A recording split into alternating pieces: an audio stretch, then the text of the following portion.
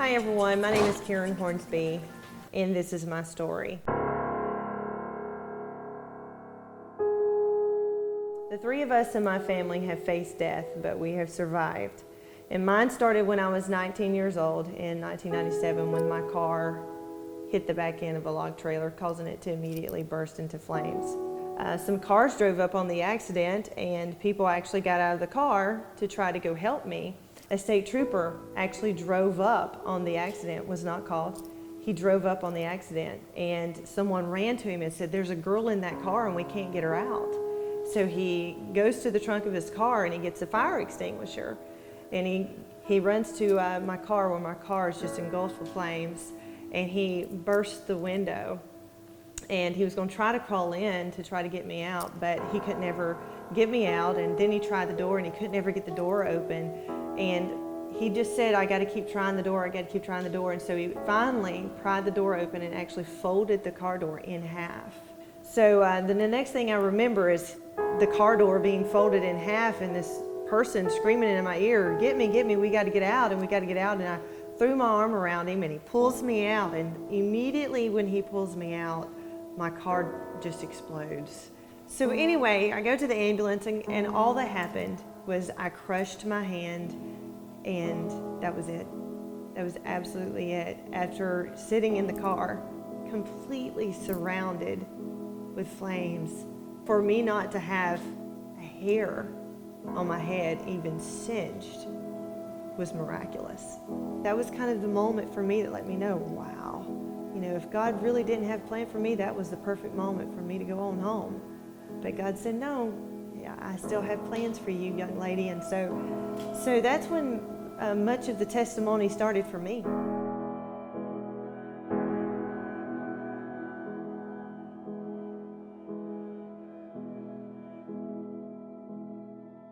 Many years later, I met the man of my dreams.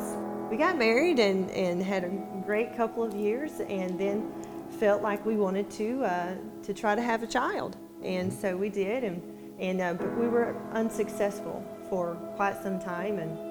And so he and I both went to the doctor, and we both were told that just wasn't going to happen for us, and that we probably should look at other options such as adoption. And just both of us had issues, and so they said, you know, probably not going to happen for you guys. And so I began to pray, and Hannah became my hero. And I said, "God, if it is not your will for me to bear a child, I really need you to take this desire out of my heart. Because if I can't have one of my own, then I want you to put the desire in my heart to, you know, to adopt a child, or whatever options, you know, we may have. We want to definitely your will be done." That was a hard prayer. It's a very hard prayer to pray. And shortly after that, I felt the need to take a pregnancy test, and kind of find out I was pregnant. And so I actually had this all set up really nice and neat for when Todd got home. You know, I had the pregnancy test there, and he picks it up and says, "What's this?" I said, "Well, what do you think it is?" "It says that I'm pregnant." He's like, "Are you sure? Are you sure? Can this really be right?" And I was like, "Yes, absolutely." And it was nothing short of a miracle. We knew we had just watched God's hand perform a miracle in our lives.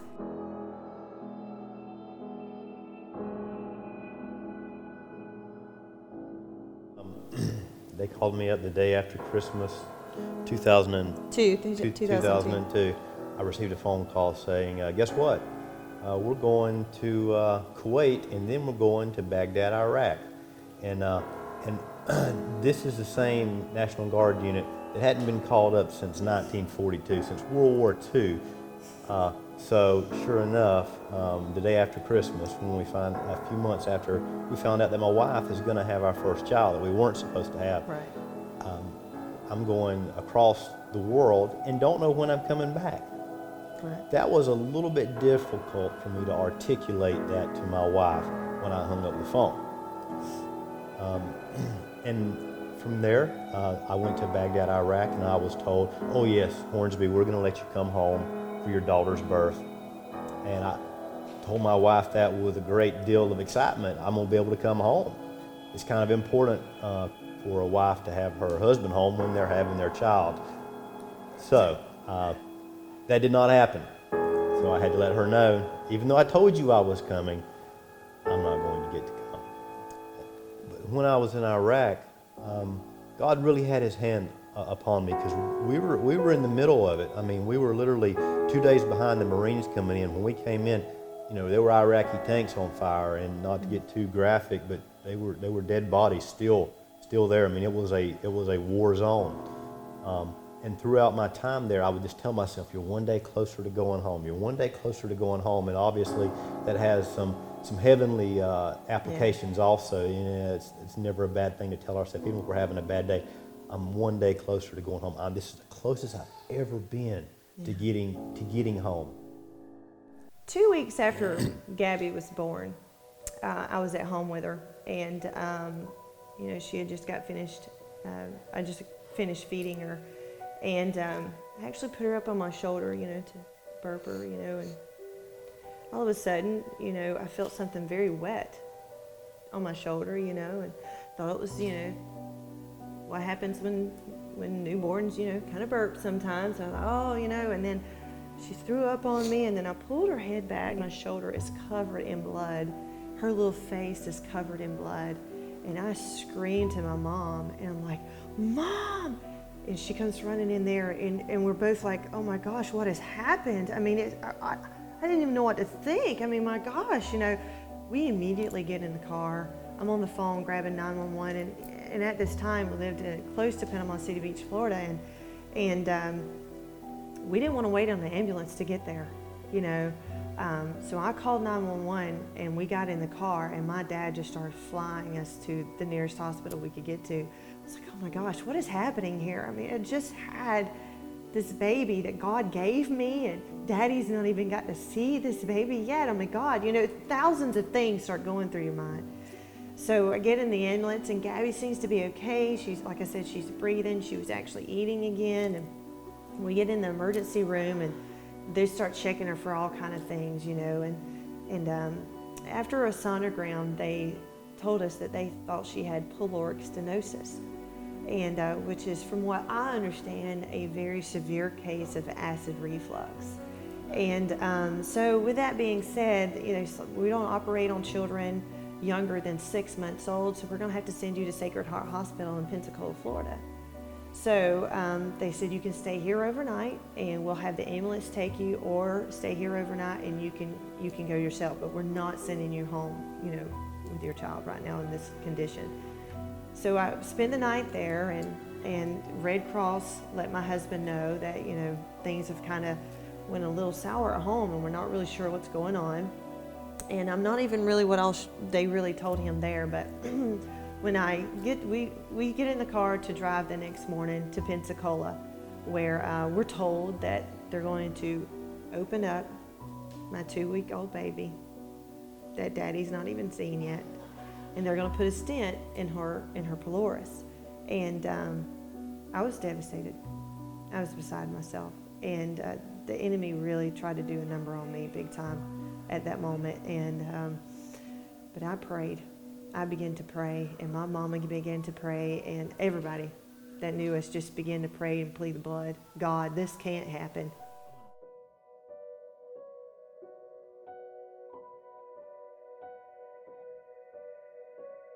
So the next morning, we get in the car to drive to Pensacola, and let the doctors examine her there. And on the way there, we began to pray very hard. God, we need you to move. We don't want this to happen. This is not supposed to happen. God, you took the stripes on your back for our healing, and we want you to heal her now. And we just began to speak and quote scripture over her life, and believe that God was going to do a miracle between Panama City and Pensacola, Florida. So we get to Sacred Heart, and the doctors take her and start doing their examinations and all their questions. And I even had to take the shirt that I was wearing with me for them to look at, to see the amount of blood that she had actually spit up, and they were all like, this is incredible.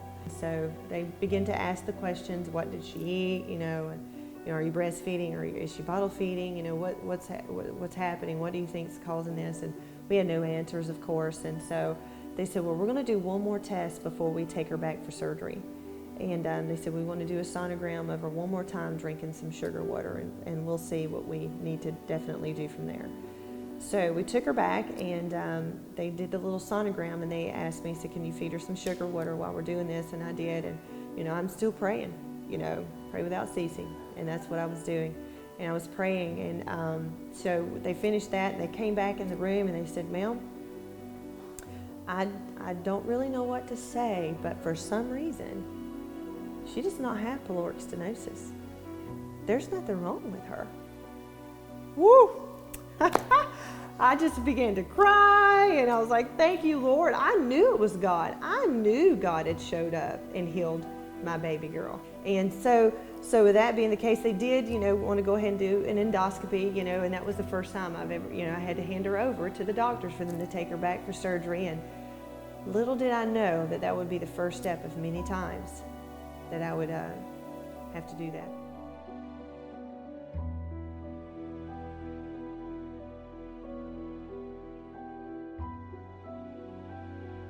Two years later, Todd had started experiencing some unique symptoms, and which led him to go to the doctor and get a full body examination of some things that was happening. And when he went to the doctor did some blood work, and the next day, my husband gets a phone call. And they had told me, you have testicular cancer. I'm like, I don't know how that's possible. How can I have cancer? I'm 30, in my early 30s. One day everything's fine, family's great, I'm great. The next day, oh, you have cancer, and we need you to come in immediately because we need to do emergency surgery on you. And they did, and it went well without any complications. October of 2005, things totally changed, and me being diagnosed with cancer and the little pity party I was having quickly went to the back of my mind. In October, 4 months later, Gabby was diagnosed with brain cancer. So, needless to say, once again, we were just devastated. And truly, the enemy was nipping at us. They said they needed to do surgery, and they said they could perform it there, or they could fly us closer home to Pensacola and let them perform surgery there. And so we opted to go back to Pensacola. And when we were in the hospital in Orlando, we began to recap on all the things that the enemy had done and said, what God has done before, He can do again. And we've definitely faced a lot of things, and we understand that God has not changed, that He's still a God that can heal. And so we tried to brush ourselves off, and the next morning they put her in a private jet, and I'll never forget that flight. It was I was in the co-pilot seat actually. They had Gabby sedated in the back, and they couldn't even fly very high because of the pressure that she had on her brain. And I would constantly look back at that nurse and say, please make sure you're taking care of my baby girl. Make sure you're taking care of her. And so we finally arrived in Pensacola, and when we got there, the neurosurgeon was waiting on us, and Dr. Kennedy, and she approached us, and she took Gabby in her hands. Gabby's 2.5. And she says, you know what, I think we need to get her back to surgery right now. It was an 8-hour surgery. Come to find out, the lab said that she had optic glioma. It's category 1, very non-aggressive type of cancer, and that it would be treatable with chemotherapy, and that after chemotherapy she should be fine. That we would definitely have to deal with maybe some loss of sight, but after chemo she should be okay. So labs came back, and that's what they said, and so we kind of braced ourselves, and 3 days after surgery, Gabby did lose all of her sight, and it was very hard thing to deal with, and especially And she keeps saying, Mommy, please turn the lights on. Mommy, please turn the lights on. And Todd and I trying to be as strong as we possibly can to keep her spirits up is difficult. And in about 2 weeks solid, she would cry because she couldn't see anymore. And I can't ever imagine being able to see Mommy and Daddy, and then all of a sudden you can't. And so it was very hard. A few weeks after we had got home from the hospital, we were at a family reunion, and somebody had brought a little baby, beautiful little baby, to the family reunion. And Gabby, she loved kids. She's a child herself. She's not even 3 years old yet. And she said, she immediately said, I want to see the baby. I want to feel the baby. And that was hard, because I mean, that was a realization for me that she understood. I can't see anymore, so I can't see the baby. I need to be able to feel the baby.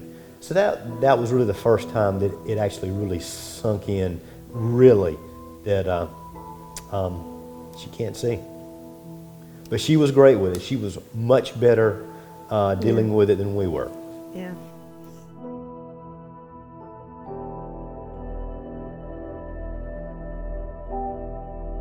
During that year that Gabby was on chemo, she was coming off of chemo, my husband gets re-diagnosed with cancer. And we're just shaking our heads. Wow. It's difficult when you're diagnosed with cancer. When your daughter is diagnosed with cancer, it's horrific, it's terrible. When you both are undergoing chemo at the same time, it's almost too much to bear. At some point, I know the Bible says that God will not put more on you than you can handle. He'll let you bend, but He won't let you break. I felt like I was breaking. It'll be real easy to get mad with yourself, with your family, and definitely with God. You know, and I just tell myself, this isn't fair, this isn't fair. I later realized that, thank God it's not fair, because if I got what I deserved, we all know where we would be. So I thank God it wasn't fair. But nonetheless, it was real easy to have resentment and anger in my heart. You know, my husband got finished with his chemotherapy. Gabby got finished with her chemotherapy, but then Gabby got symptomatic again. So we're taking her back to the hospital again. And when we got back to the hospital, kind of found out her tumor was growing again. So with that being said, you know, they were like, well, we're going to have to try another round of chemo. So we tried another round of chemo. When she got off of it, the tumor started growing again. And so finally, the people in Pensacola, Florida said, we've done everything that we can, and we're going to now have to send you to Jacksonville, Florida. So we get to Jacksonville, and we go to see Dr. Aldana. And he looks at all of our medical work and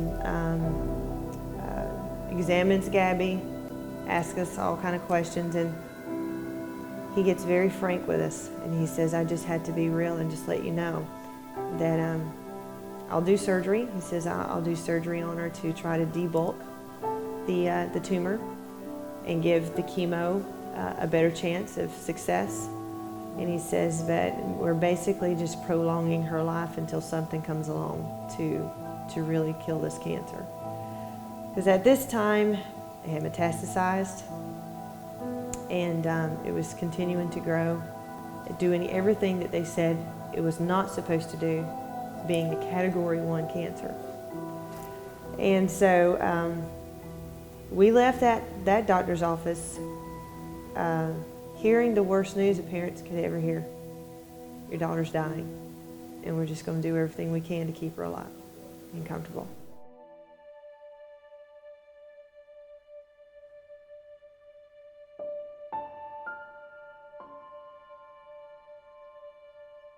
During these times is when I found myself writing songs, and I never ever dreamed that I would be a songwriter, never. And but when you find yourself going through some of these hard times, it's amazing what it'll pull out of you. Mm-hmm. And when we were at the Ronald McDonald House that day, and we found out that they were just going to do everything they could to keep her alive, is when I wrote, I Need You, Lord. And one of the verses on it says, please come perform a miracle in my life. Please relieve all this hurt inside. I need you, Lord. There's never been a time I meant that cry more than at that moment. I need you, Lord, more than I need the next breath. I need you, Lord. And never did God ever cease or fail. Never did God fail to wrap his arms around us and let us know he's not left us. I'm here with you. We could always feel his presence, even though it hurt. We could always feel his presence there with us. And I was reading a book one day when I was in the bed at the Ronald McDonald House. And I read this quote that said, your trying times and the things that you face in your life is just God developing your character to catch up to your calling. And that spoke volumes to me at that moment. It was almost like an answer from God. That's it. God is developing my character to catch up to the calling he has got on our life. Nothing is by accident. Truly nothing. Nothing catches God by surprise. He knew all these things were going to happen. And he knew who to give us to and who to surround us with and give me the words to speak to him and him the words to speak to me at all the right moments so that we could keep going. So the next thing I know, one week after the other, I'm writing songs. And one day when I was writing with Gabby in town, and I took her shopping, and I was praying and asking God to help me understand. God, just help me understand so that I can cope. Just so I can cope. Just give me a little bit of a token, something to help me understand so I can just stay sane and cope and know how to deal with her and comfort her and meet all her needs. And so I'm walking one day and I'm holding her hand, and when I'm walking with her, for some reason, all of a sudden it was like God said, pay attention. So when I would turn, Gabby would turn, and when I would touch her hand, she would know it was mine. When I would say her name, or when I would speak, she'd know it was my voice.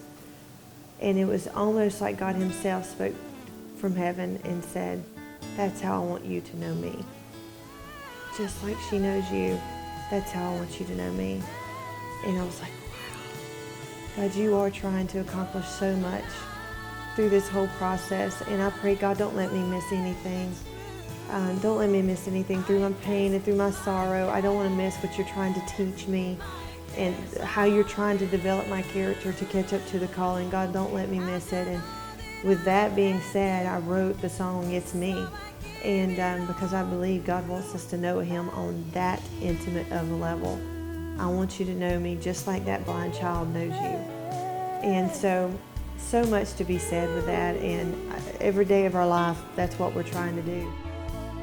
We've seen victories, triumphs, and miracles throughout this journey.